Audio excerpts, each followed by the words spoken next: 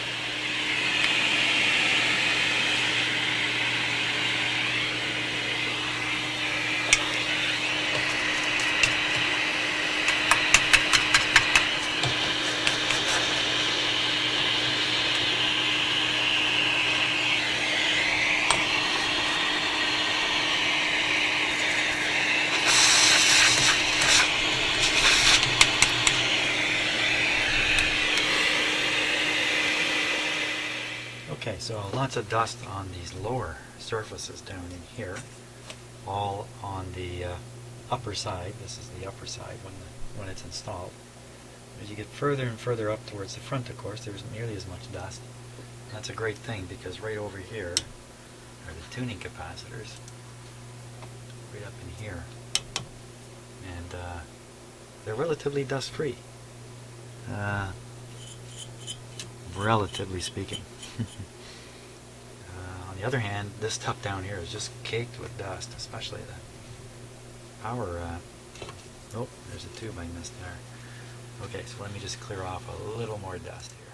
Okay, so just looking over the parts really quickly. First of all, big honkin' power transformer. In the last receiver I did, there was no huge power transformer, and they had actually hooked up the heaters of all the tubes in series, actually a couple of sets of them, with some dropping resistors that in fact were like little heaters inside the receiver. It really wasn't the best way to go, but cheap and light.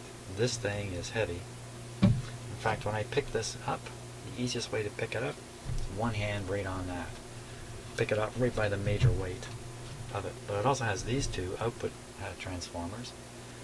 These are larger than the last receiver, and that suggests that this is a more powerful unit. And there's the two output tubes here. 6AQ5, 6BQ5 output tubes. I think they're the same as EL84s in the European designation, I think.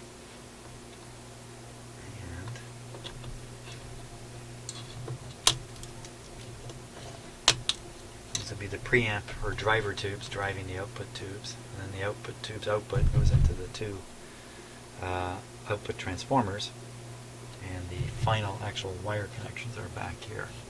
You can't quite see them, but they're right here. This is the power that goes to the record player, turntable. And look at all these inputs over here. Holy smokes. You can hook up everything under the sun here. These ones are marked for the turntable. But there's another pair, lots of potential connections there on this. And of course it has a fair number of push buttons here at the front for selecting all that stuff. So, not too much to see here on the top. Let's just take a look and see what is this tube. Pop it out of there. It's really frozen in there.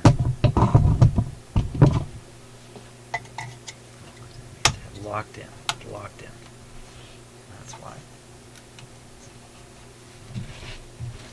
Here. Let me take a look at the locking grips here. This is very simple. These pieces, they come up like jaws and grab the bottom of the tube.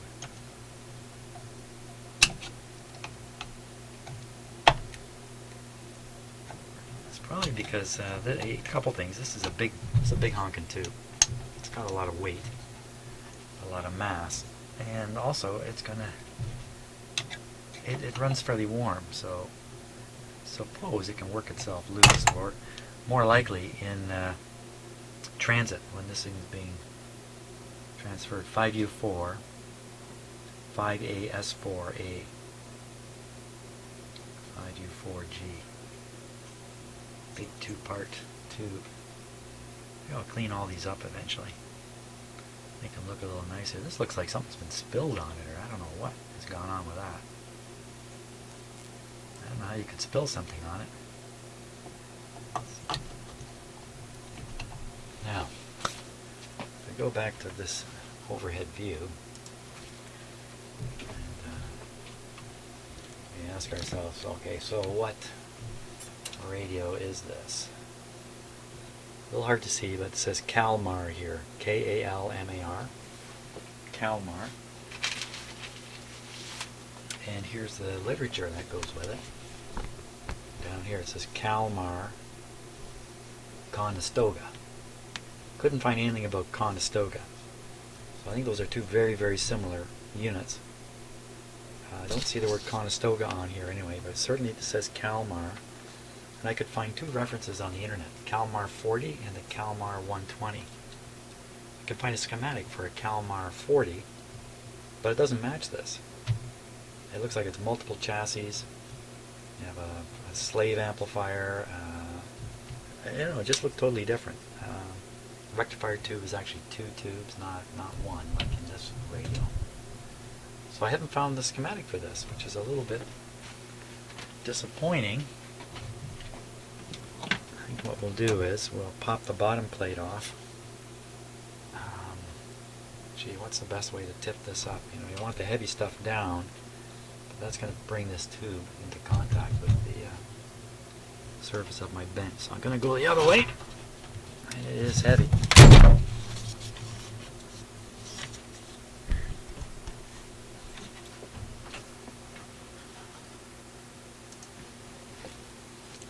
Heavy.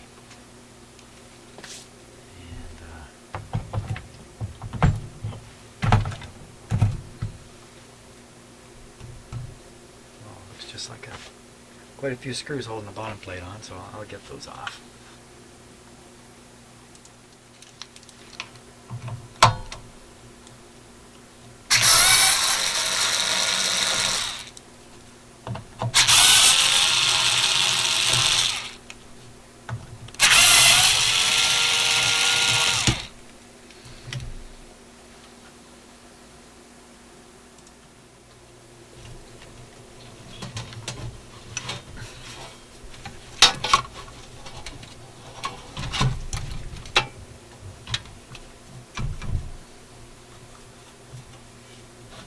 What are the chances that I'm going to find the proper name of it inside here? Pretty small.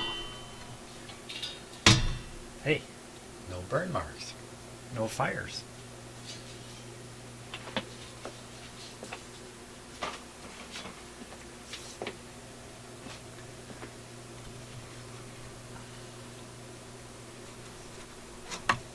There we go. Okay, giving it the quick once over.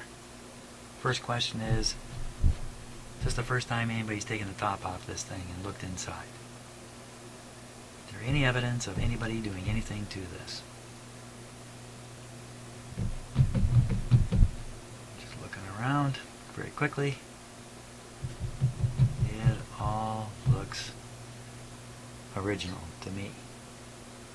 So we'll take a closer look at it. Let me adjust my... Okay, so what we'll do is we'll start in the top right corner and we'll just kind of work our way down, something like that, with the close-up camera. Here it is. And here we go. And I'm going to be looking at the camera image myself too. So I'm going to pop it up full screen here.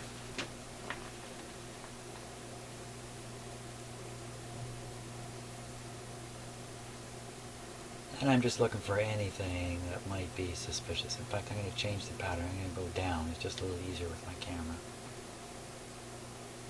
A couple of what look like electrolytic capacitors way back in here.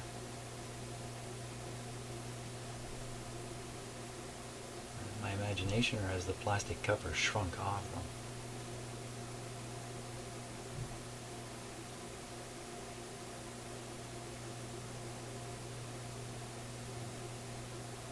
Black thing at the back there.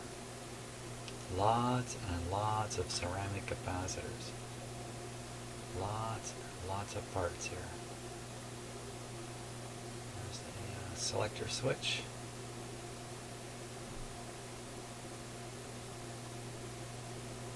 Coils. Hey, doesn't that look doesn't that look familiar right there? If you watched my videos on the Viking, there's something exactly like that in it.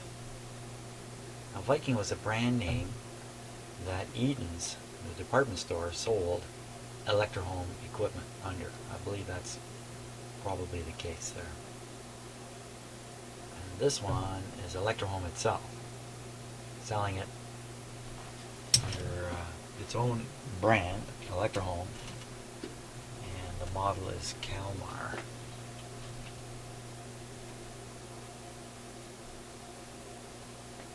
Okay.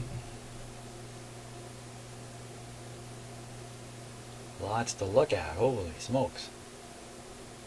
The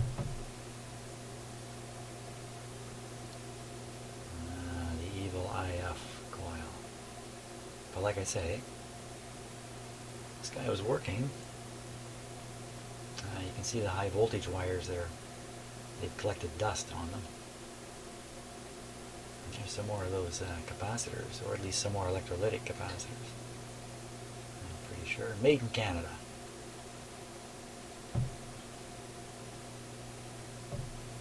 Look at the terminal on these tubes. You can tell the high voltage terminal. That's the rectifier tube. And you can tell the two high voltage terminals just from the dust. Just the dust alone. You can see all this stuff in here. Oh, what happened to that wire? Right, pretty much center of the screen now. You can see it looks like a soldering iron hit on that. What's that? It looks like a circuit breaker. Hey. Oh yeah, circuit breaker.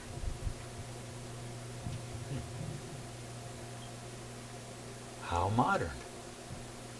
I think this is from 1954, at least the Kalmar 40 is from 1954. Strikes me that this is a little newer. Lots of high voltage dust here. There's the power supply, high wattage resistors that sometimes get into trouble. More radio down here. Look, the chassis is on grommets. Isolated away from the main chassis.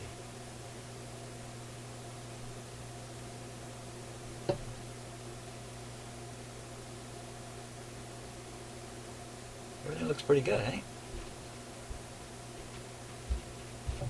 I would say. There's the straps they use to connect grounds between the two chassis, the radio chassis and the main chassis.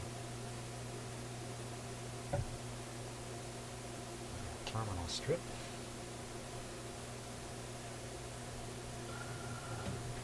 These are all the inputs.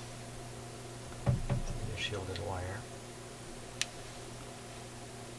Well, I didn't see anything there that caught my attention at all, really. Not much in the way of electrolytic capacitors. Oh, what's that? An adjustment there. Two of them. Could be a hum adjustment of some sort. Not sure what those are.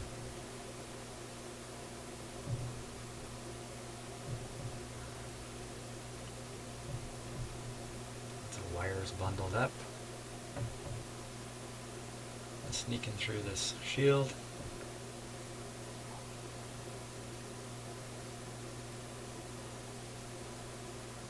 Oh, what's that? Does that look like an electrolytic one there? It does, doesn't it? Hey, how much you want to bet that's part of the discriminator ratio detector, whatever kind of FM detector is in here. Hey, here's something a little surprising.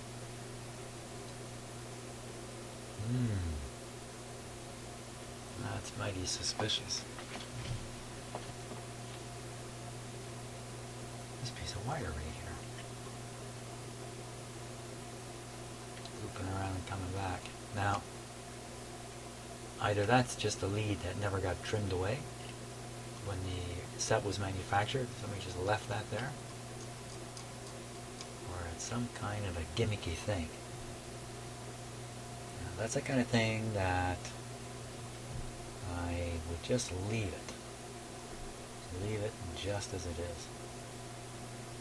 Especially since I don't have the schematic yet. I don't want to make assumptions.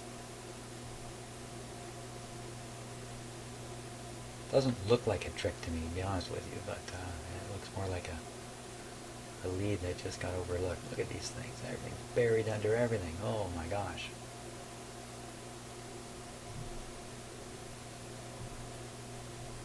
There's these little loops under here. Little loops of wire. Coils of wire.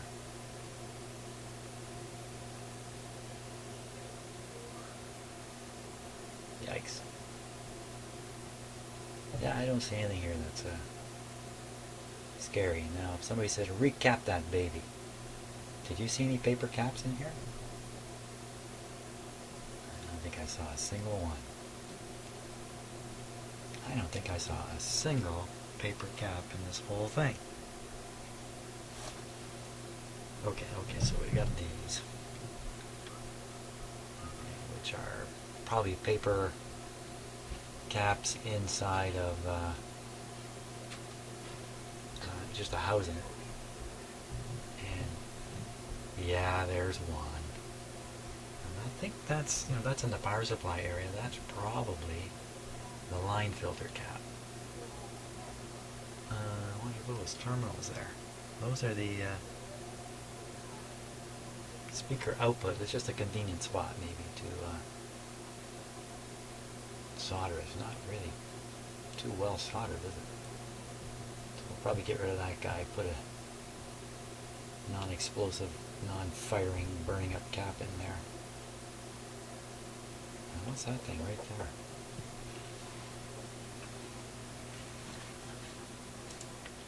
Time for a little more vacuuming here. I'm going to vacuum out the power supply where all that dust is up in there.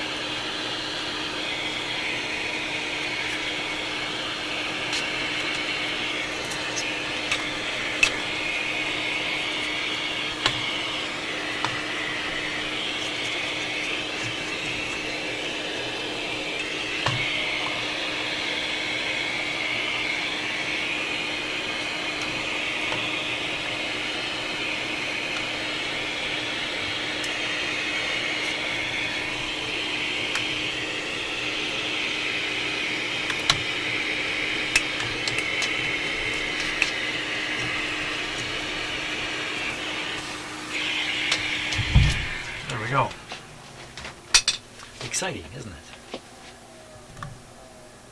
Well, I think what would be exciting is to fire this guy up. Let's have a listen to it. So give me a minute here and I'll hook up some speakers and stuff like that.